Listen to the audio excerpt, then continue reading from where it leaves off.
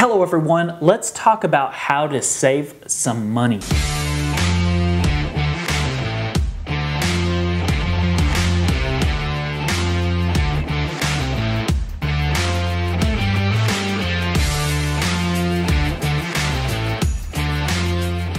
I did a video a little while back now, catered more towards the equine business side of things.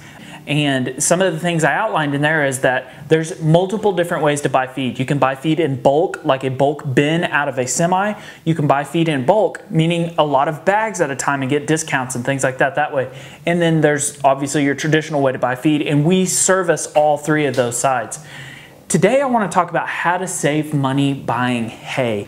One of the other major expenses to a equine business, and even maybe even the biggest part of an equine business, is purchasing hay. Sometimes people's hay bills are as large as their feed bill, depending on kind of their way that they feed their horse. And I don't want to get into the nutrition side of things today, strictly how to save money buying hay. And so the first thing to rule out is if you put up your own hay, this video is not for you. This is the person that buys hay or purchases hay. The first thing we want to talk about is how you feed hay. So there's obviously round bales and then there's square bales. If you purchase round bales, there's not that many different ways that you can purchase them.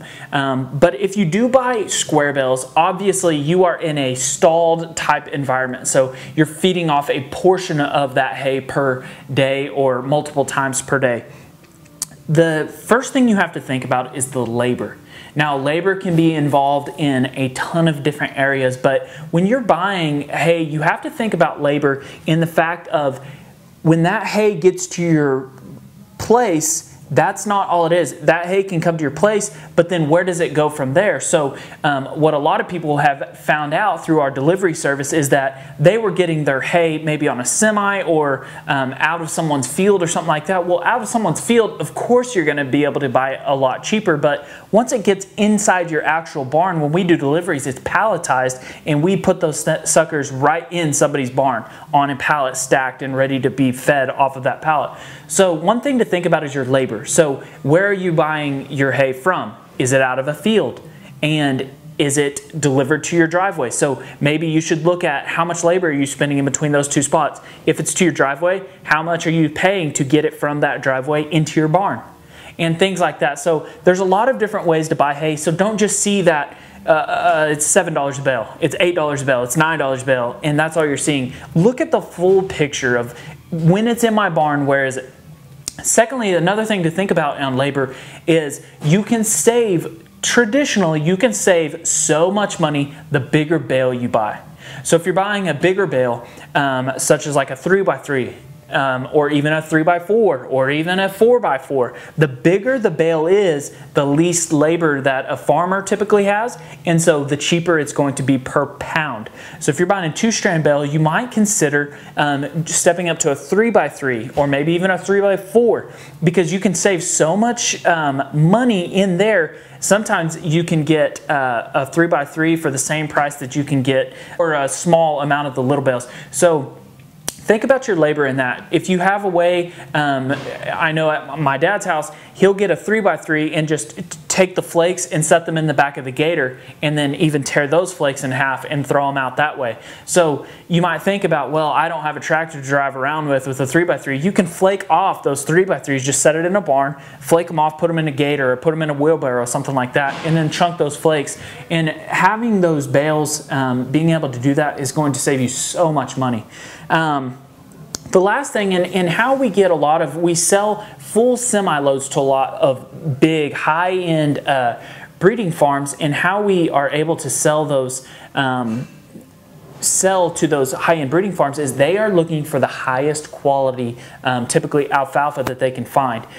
We do full semi-loads to places like that, and when we're doing full semi-loads of the highest quality you can find, these farms have found that when you buy the highest quality hay you can find, A, the horse eats it, And so you don't have a bunch of waste through big stems or low end like prairie hay or something like that. When you're feeding high quality alfalfa, the horse will eat it and consume 100% of it typically.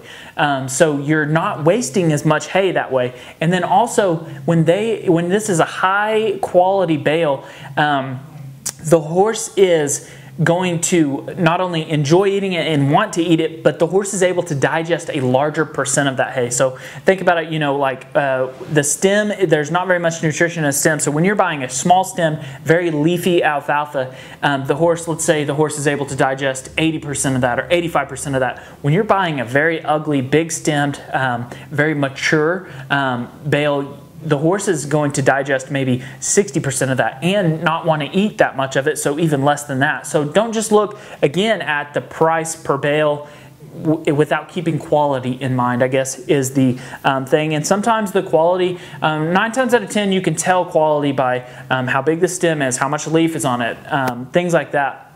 But also don't be fooled. Have your hay tested. I can test hay, I'm going to say, for free.